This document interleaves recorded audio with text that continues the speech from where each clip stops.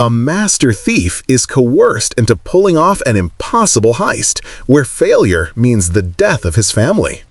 Welcome! The ultimate thriller is about to take you into a world of excitement, action, and edge-of-your-seat suspense in the story Final Gambit. Episode 1: The Silent Alarm. The rain in Neo Metropolis was a chemical curtain, blurring the neon signs into streaks of violent color.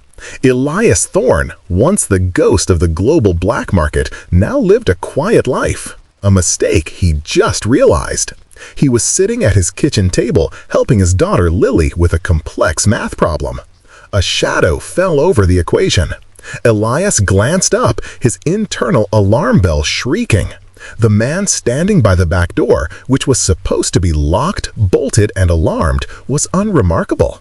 Dressed in a charcoal suit, but his eyes held the clinical vacancy of a professional predator. "Mr. Thorne," the man said, his voice flat. He pointed to the living room. "Your wife, Clara, and your daughter are waiting." Elias's jaw tightened, the blood draining from his face. Lily, sensing her father's sudden tension, looked up, her forehead creased. "Dad, who is that?" "Go to your room, sweetie," Elias managed, his voice a gravelly whisper. Lily hesitated, then obeyed. Elias turned to the intruder. "They leave, now." The man smiled, a thin, humorless curve of the lips.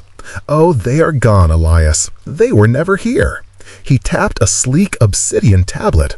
The screen lit up, showing a live feed. Clara and Lily bundled together in a soundproof, windowless room. Clara's eyes were wide with panic, but she was holding Lily close. Elias froze, every muscle fiber locked in a fight-or-flight response. The man, the handler, leaned against the doorframe, projecting cold, absolute control. "We have a job for you, Elias," the handler said. "It's an impossibility, a final gambit, and failure, well, you see the consequences." Elias swallowed, the copper taste of fear filling his mouth. "What do you want?" "The Chrono-Key. It's housed in the Chronos Tower's private vault, 100 floors up. The vault is shielded by the Aegis Protocol, a biometric, thermal, and quantum-encrypted nightmare. You, Elias, are going to take it for us. You have 72 hours. Elias looked at the tablet, his gaze burning holes through the glass, settling on his family's image. His face, usually impassive, contorted into a mask of pure, desperate resolve. This wasn't a job. This was survival. Episode 2: Blueprint of the Impossible. Elias was taken to a sterile underground bunker, his temporary prison and war room. The handler sat across a steel table, a vision of calm indifference.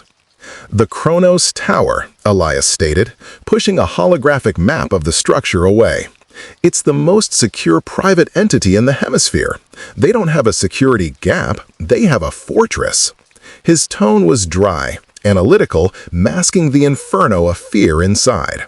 "Precisely," the handler replied, folding his hands. "Impossible for anyone but the Shadow. We've provided your technical support." A young woman walked in. She was sharp, pale, and dressed in dark tactical gear, her eyes constantly scanning the room. "They call me Ghost," she introduced, her voice a low, digitally modulated murmur. Elias didn't offer a hand. "I've seen better gear in a landfill, Ghost. And this Aegis Protocol, it's not just tech, it's a living system. The bioscans adapt to the air density. The thermal imaging reacts to stress hormones. This isn't about cutting wires." Ghost pulled up the vault schematics. Her thin lips curled into a faint sneer. The handler neglected to mention that the Shadow relies on poetic descriptions instead of actual solutions. "The Aegis is complex, yes, but its complexity breeds predictability." Elias met her gaze. His eyes narrowed, a flicker of cold anger beneath the anxiety. "Predictability is for amateurs. The flaw is always human. Tell me, Ghost, what's your motivation for this suicide run?" Ghost looked away, tapping furiously on the console. Her shoulders momentarily slumped. The handler gives me access, the kind of access that changes the world. And you? She met his eyes again. You get your family back. Let's focus on the human flaw. The head of security, Director Kale. He visits the vault level every night at 0300 for a 3-minute manual diagnostic. Elias smirked, a hint of his old confidence returning. 3 minutes? That's enough time to analyze the air, but not enough to change it. We start with Kale's remote access token. It's stored in a regional data center, not the tower. Easier to hit. The handler, watching silently, leaned forward. Good. Start earning your family's life, Elias. Episode 3. The First Breach. The regional data center, a low-slung, unmarked building in the industrial sector, was a web of laser grids and motion sensors. Elias, clad in non-reflective black, moved like liquid across the rooftop. "Ghost?" Elias whispered into his comms. "The pressure sensor on the roof access hatch is set to 80 kilograms. You know I weigh 85. "Compensating," Ghost's voice crackled, laced with impatience. "Redirecting power from the HVAC unit. It'll lighten the pressure by 5% for 10 seconds. Move, you're wasting power." Elias took a deep breath, his knuckles white as he gripped the ledge. He pushed off the roof, landing on the hatch with impossible delicacy just as the sensor's threshold dipped. A millisecond later, the pressure normalized, triggering a soft, almost imperceptible chime. He felt the sweat prickling his hairline, not from exertion, but from the brutal proximity of failure. Inside, he found the server room, a cold, buzzing cathedral of data. He needed to implant a custom-built decryption worm into Kyle's remote terminal, which was physically isolated. He slid between server racks, the faint aroma of ozone filling his nostrils. Suddenly, a door hissed open. 2 private security guards, bulky and armed, walked through, performing a routine check. Elias pressed himself against a bank of hot servers, his chest barely moving. The guards stopped 3 feet away. "You smell that?" Guard 1 mumbled. "Smell what?" Guard 2 replied, yawning. "Just the usual dust and copper." Elias focused on his breathing, slowing his heart rate to a near-dormant pulse, minimizing the thermal signature Ghost was masking. He felt the vibration of their heavy boots through the metal floor. His fear wasn't for himself. It was the thought of Clara's face flashing through his mind, a devastating distraction. One of the guards lingered, looking directly at the spot where Elias was hiding, then shrugged. "Nah, must be too much coffee." They moved on. Elias let out a breath he didn't realize he'd been holding, the metallic tang of adrenaline sharp on his tongue. He quickly implanted the worm, retrieved the required token, and slipped back out through the roof hatch, dissolving into the chemical rain. Episode 4. A Ghost in the Machine. Back in the bunker, Elias tossed the token chip onto the table. It slid to a stop inches from Ghost's hand. "That was too close," Ghost stated, not looking up from her monitors. "Your heart rate spiked to 140 BPM when the guard stopped. You're slow, Shadow. The Aegis Protocol will read that as an intruder 3 blocks away." Elias leaned across the table, his face inches from hers. His voice was low and dangerous. "I'm not slow. I'm human. You've never had skin in the game, have you? You're a ghost because you don't have a body to lose. I have a family." Ghost finally looked up. Her eyes, usually cold, held a flash of genuine, weary sadness. "My brother was a ghost, Elias, an actual one, a programmer who saw too much. The handler eliminated him for predictability. I'm here to finish his work." The animosity shifted, replaced by a strained, fragile understanding. The Aegis uses biometric scans based on retinal patterns and microfacial muscle tremors. It detects intention, Elias explained, pointing to the tower schematics. "We need Kale's full biometric profile, not just a token." "The worm is pulling Kale's profile from the data center now," Ghost said. "But we have a problem. The Aegis requires a living, breathing subject to pass the scan. We can't use a synthetic copy." Elias stood up, pacing the concrete floor, rubbing his temples. "I need to get into the tower, past the front lobby, and onto the service elevator without triggering a low-level alert." He stopped, an idea clicking into place. The flaw isn't Kale's face. It's the Aegis's dependency on the live signal. We don't need Kale. We need Kale's environment. Ghost raised a skeptical eyebrow. What environment? "Director Kale has a recurring sinus infection every October, according to the records," Elias said, pointing at Kale's medical file on a screen. "His thermal signature is skewed, and he has a mild, almost imperceptible hand tremor. If we replicate those conditions in a specialized suit, we can introduce Kale's data into a host that the Aegis will accept." "You want to wear a mask and give yourself a controlled fever?" Ghost scoffed. "No," Elias corrected, a dark glint in his eye. "I want the Aegis to scan me, see my tremor, read my heat signature, match it to Kale's medical baseline, and simply assume I am Kale, having a bad night. The Aegis won't question the data, it will question the man." Episode 5. The Mole's Warning. The clock was ticking. T-minus 24 hours. Elias, disguised in a heavy, insulated coat, met an old, jittery contact named Marcus in a dimly lit, noisy noodle bar. Marcus, a man whose skin seemed too loose for his face, kept glancing over his shoulder. He nervously slurped noodles, his eyes darting. "You're asking about Chronos, Elias. You shouldn't be," Marcus whispered, his voice barely audible over the din. Elias leaned closer, his voice urgent but controlled. "They have my family, Marcus, the handler. I need to know why they want the Chrono-Key. Is it money? Data? Power?" Marcus pushed his bowl away, suddenly losing his appetite. He gripped the edge of the table, his knuckles white. "It's a lot worse, Elias. The handler isn't after the key itself. He's after the network the key controls. The key isn't a vault opener. It's a global reset button. He's going to use the heist as a distraction to execute a full digital infrastructure collapse."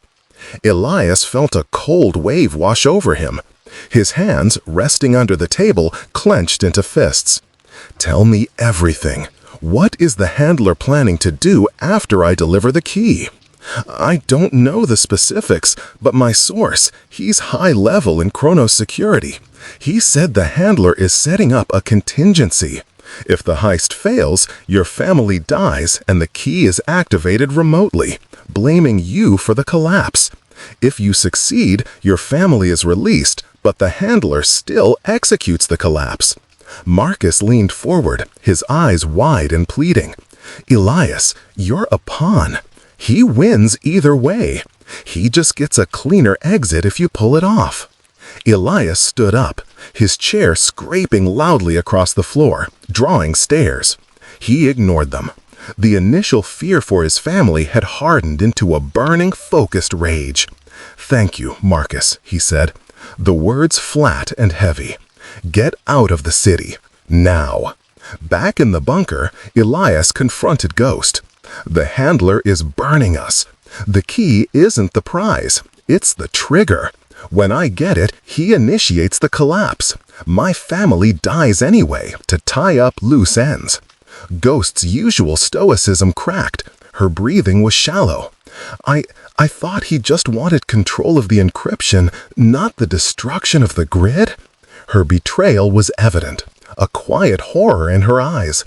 Elias grabbed his gear. "We're not following the script anymore. The target is still the key, but the objective is to misdirect the transfer, not complete it.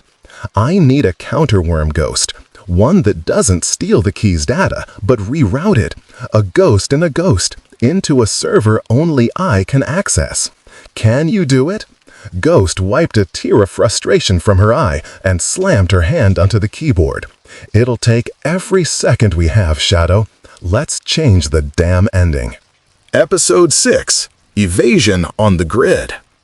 Elias was inside the tower, clad in the pressurized, heated Kale suit. He had passed the lobby and taken the service elevator to the 99th floor maintenance level. T-minus 10 minutes until Kale's diagnostic tour. The biometric window is open, Ghost said over the comms. Her voice was strained, the stress of coding the counterworm taking its toll. Suddenly, an alarm blared. Not the main Aegis alarm, but a soft, localized red light flashing on the wall panel. Security has been rerouted to the vault level. Lockdown initiated. 3 minutes early, Ghost yelled. Kale's not doing his diagnostic run. Someone knows we're here, Shadow. Elias cursed under his breath, his face sweating inside the mask. The handler had accelerated the timeline. He felt the panic rising, a cold coil in his stomach, but his training forced it down. 2 armed drones, sleek and silent, rounded the corner of the service corridor. "Evasion protocol, Shadow, now!" Ghost screamed. Elias sprinted to a maintenance access panel, ripping it open with a specialized single-use sonic cutter. He dropped into the ventilation shaft, a tight metal coffin of stale air and humming wires. The drones fired, the wall where Elias had been erupting in a shower of concrete dust and sparks.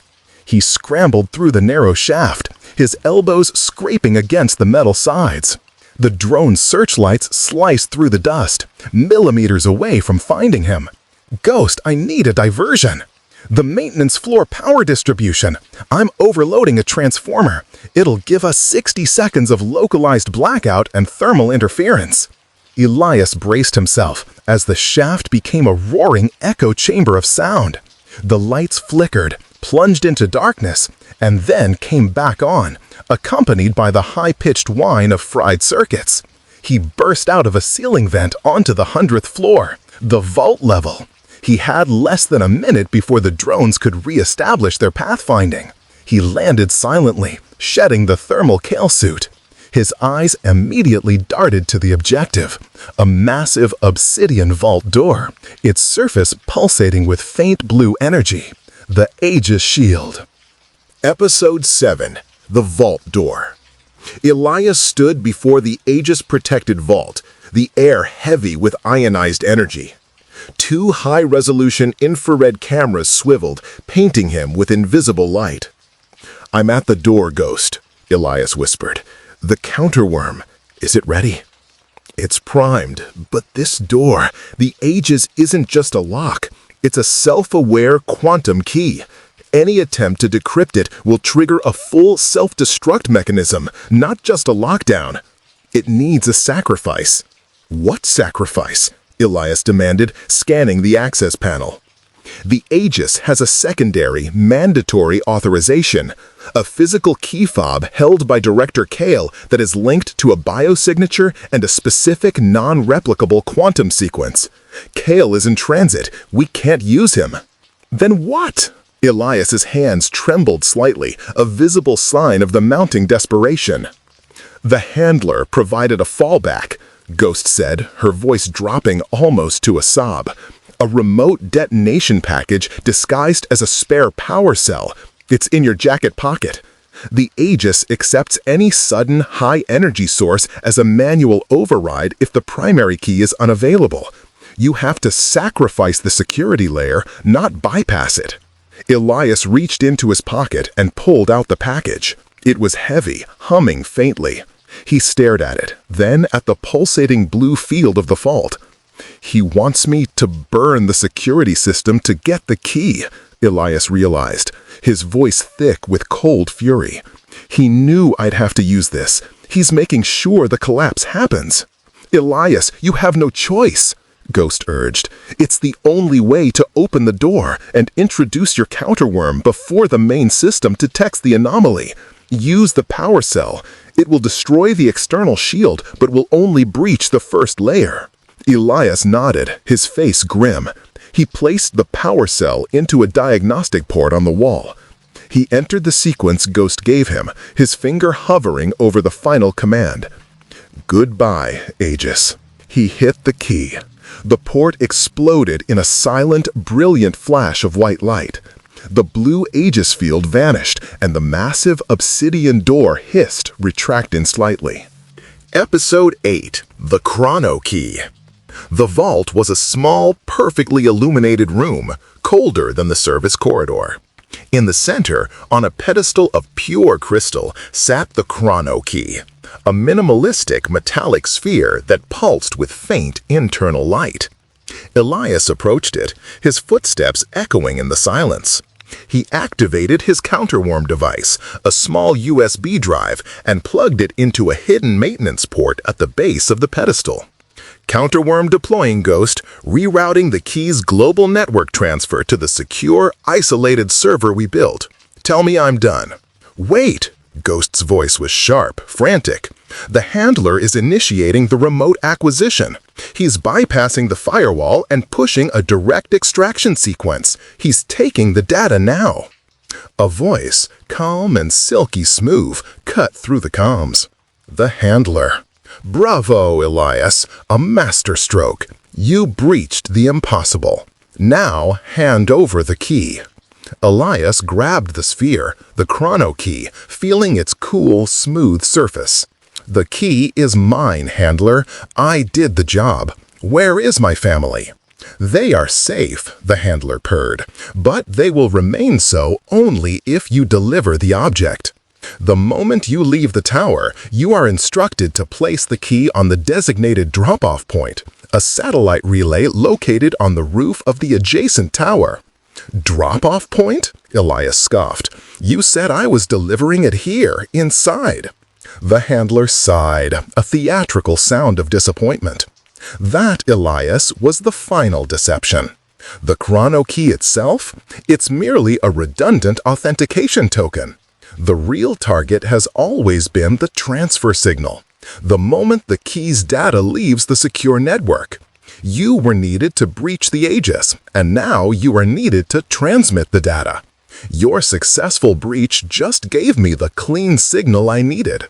Elias's face went rigid with white-hot fury. He realized the brutal truth. The handler was watching, waiting for Elias to leave the physical location of the vault so the weaponized data could be safely activated. No, Elias growled, his voice vibrating with suppressed violence.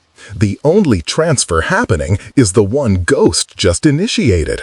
Ah, the little mole, the handler chuckled, devoid of warmth. Amusing. You think a tiny counterworm can stop a global infrastructure collapse? I've already sent the extraction squad. They will retrieve the key, and your family will be retired. Episode 9. Reversal of Fortune. Elias looked at the Chrono-Key in his hand. It was the trigger. He couldn't deliver it. He couldn't keep it. He needed to use it. Ghost, you rerouted the data to our isolated server, but the handler is still extracting. We need a feedback loop. Can you use the Chrono-Key's power, its quantum processing, to overload the tower's central data core? It's not designed for that, Elias. It'll be a localized EMP. It'll fry everything, including my counterworm. Ghost protested, panic coloring her voice. Do it! Elias roared into the comms. The handler's extraction signal must be traceable. We need a clean, massive power search to locate their server farm, where they are holding Clara and Lily. Elias slammed the Chrono-Key into a power coupling on the pedestal, bypassing its safety protocols. The sphere shrieked, a high-pitched electronic cry, and the vault was instantly bathed in blinding blue light. He felt the static electricity crawling over his skin, smelling burning metal and ozone. The entire tower momentarily went dark. Alarm shrieked everywhere. Success, Ghost gasped, her voice ragged. The EMP search fried the handler's local extraction port, and I got a signature, a bunker coordinates, not far from here, underneath the old transit hub. The door to the vault, compromised by the earlier explosion, was ripped open by a squad of 4 heavily armed men, the extraction team. They wore tactical armor and held assault rifles with cold, professional intent. "Drop the package, Shadow," their leader, a mountain of a man named Kratos, ordered, leveling his rifle. Elias didn't drop the key. He threw it at the man's head, staggering him. He grabbed a maintenance bar and lunged into the fight, fueled by adrenaline and the raw, pure desperation of a father. He dodged Kratos' swing, the bar catching the second guard's temple with a sickening thud. The remaining 2 opened fire. Elias, moving with the precision of his former life, dove behind a metal utility cart, the bullet sparking against the steel. "Ghost, route me out of here! South stairwell to the maintenance sublevels, now!" He burst from cover, tossing a handful of shredded thermal insulation into the path of the sensors, momentarily blinding the guards. He raced to the stairwell, descending into the belly of the tower, leaving the chaos behind him. He was no longer running from failure. He was running to his family. Episode 10: The Final Play. Elias burst into the abandoned transit hub sublevels, a maze of rusted tracks and dripping concrete. He located the hidden door Ghost had identified. "I'm in, Ghost. Coordinates verified. I'm heading to the detention room." "Be careful, Elias. The Handler is likely here. This is his final anchor point," Ghost warned. He moved through the dark, silent corridors, his heart hammering against his ribs. He found the room, a steel door, armed with a single glowing red security panel. Suddenly, a cold, dry voice spoke from the shadows. "The shadow moves in the light now, Elias." Disappointing. The Handler stepped out, flanked by Kratos, who was nursing a deep gash on his forehead. "The Chrono-Key is meaningless now," the Handler said, his expression unchanged. "You failed to deliver it, and you've burned the signal. But your failure to cooperate means they still die." "You already planned to kill them," Elias spat, his voice trembling with exhausted fury. "You just wanted a clean narrative. You wanted me to be the patsy." "A necessity for large-scale operations," the Handler admitted, with a shrug. He gestured to Kratos. "End him." As Kratos moved, Elias threw the only weapon he had left, the counterworm USB stick. It landed right at the Handler's feet. "What is that?" the Handler asked, momentarily distracted. "A gift from Ghost," Elias replied. "It's not a data thief, it's an EMP disruptor, timed to detonate on a localized magnetic field." Before Kratos could reach him, Elias activated the hidden magnetic strips he'd taped to the inside of his coat, a contingency learned from years of close calls.